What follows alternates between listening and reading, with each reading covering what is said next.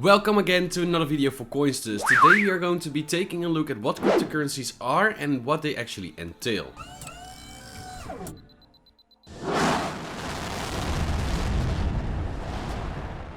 We can start with the word cryptocurrency, because basically you have crypto and you have currency, meaning cryptocurrency.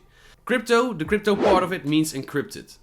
And the currency part means that it is a medium of exchange, a store of value, and that it's divisible and things like that. Putting these words together makes us give cryptocurrency a name of an encrypted way to use currency. And this was all founded, or the idea of this was all founded in 2008 when Satoshi Nakamoto, or the group Satoshi Nakamoto, decided that the current financial system was no longer viable, because at this moment there were unlimited debts stacking up, there were people and companies going bankrupt, there were banks going bankrupt, and the economy was getting worse and worse. And this while the government, our all-ruling father, was able to produce more and more and more and more money. Banks had ridiculously high loans, had ridiculous plans for people to lend out money. So the banks had ridiculous plans of giving out money, and some got screwed. The mismanagement of these companies was not punished, no.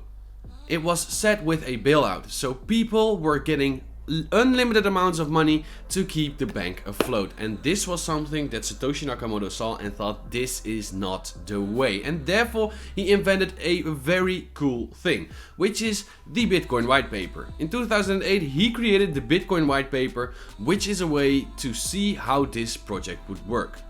And with cryptocurrency you have proof of work cryptocurrencies and you have proof of stake cryptocurrencies. I will start with proof of work cryptocurrencies. Proof of work cryptocurrencies work on an algorithm. So there are machines, also known as miners, are working to protect the network. And by protecting this network, they are putting their energy and their mind at use. So the people that want to go mining, they will first have to do some research, they will have to buy the equipment, and then they will have to plug it in to the internet and to electricity. And this costs money, because a lot of people are doing this. This is very distributed, this is very decentralized. Then all of these people will get a small portion of the daily rewards. And for Bitcoin, there are a lot of different mining pools. What is a mining pool then? Well, you can actually start mining on your own and try to find the solution to the next Bitcoin block. However, this is ridiculously hard, because you are competing against, let's say, 100,000 or maybe even 1 million other people that are mining with several machines. So what the most people do is go into a cryptocurrency mining pool and share their energy, and therefore take a share of the reward. So let's say we have a pool which has a total contribution of 100, and 100 being hash power. And hash power basically is the name for the amount of power that you contribute to the network. So let's say a total group has 100 hashing power and 5 people are mining, and each and every one of those are adding 20 to the equation. Then that would mean that if they find a block, or if they solve the solution to a block, that they will all get 20% of the rewards. At this moment the Bitcoin block reward is around 6.25 Bitcoin.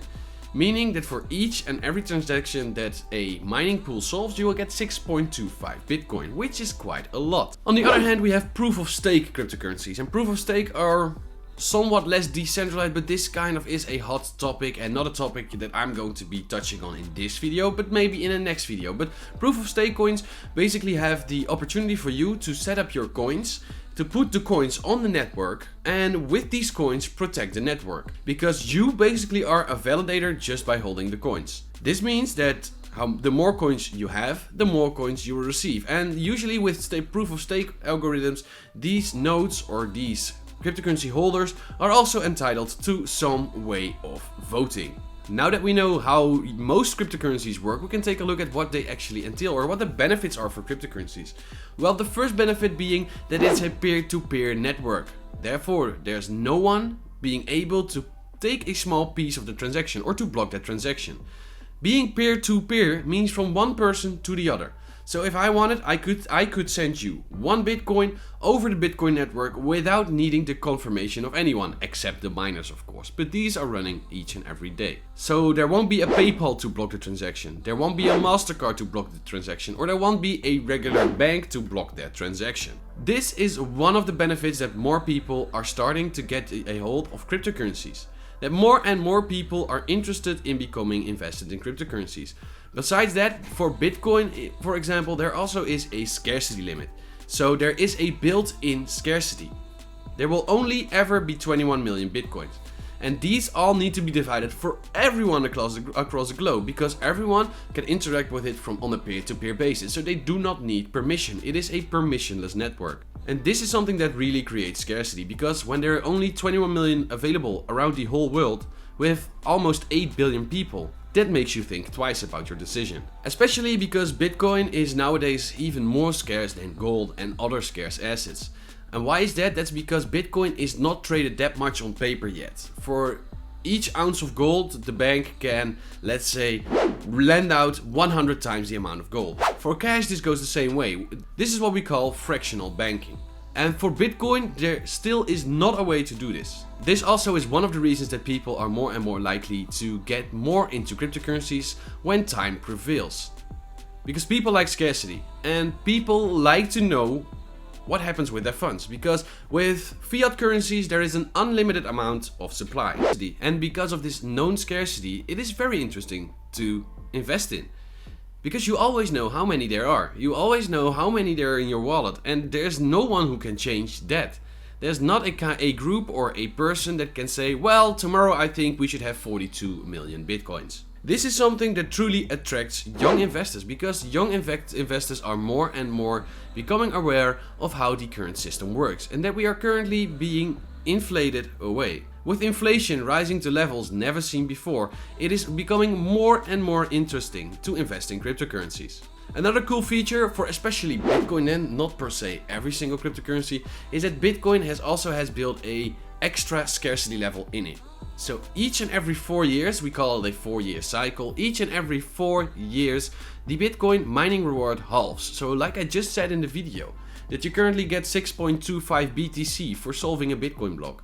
This will decline to 3.625, and this will halve then even more, and halve even more, and halve even more, and halve even more, up until the year more or less 2150, when all Bitcoins will be mined. And that will be the time that the Bitcoin network or the miners will solely rely on transaction costs to cover their expenses. So to recap, cryptocurrency means an encrypted currency or an encrypted way of handling your currencies. This thing is basically always run on a proof of work or a proof of stake algorithm, where proof of work is a way that decentralizes even more, because the network is decentralized over all different computers. And a proof of stake algorithm, where also the network is able to be diversified by a lot, because there are several different validators.